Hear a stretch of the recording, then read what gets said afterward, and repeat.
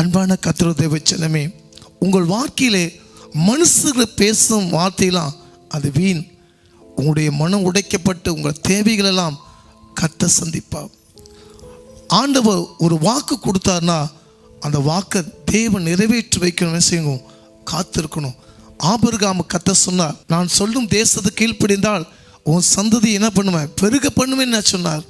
அதே போல் ஆபிரகாமுக்கு கர்த்தருடைய வார்த்தை கீழ்ப்படிந்தார், தேசம் எங்கும் சந்ததியை தேவன் பெருக பண்ணார். இதை பார்த்து கொண்டிருக்கிற உங்கள் வாழ்க்கையிலும் ஒருவேளை மனுஷர்களா உறவினர்களாக உங்கள் பரியாசம் பண்ணுறாங்களா, உனக்கு குழந்தை இல்லை ஆண்டவர் சொல்கிறார், ஆக தலைக்கு மூலக்கல்லாக கர்த்தர் உங்களை பயன்படுத்துவா. நீ கர்த்தருக்கு நீ பிரியமாக இருக்கும் போது உன்னு தேவைகளை கர்த்தர் சந்திப்பா.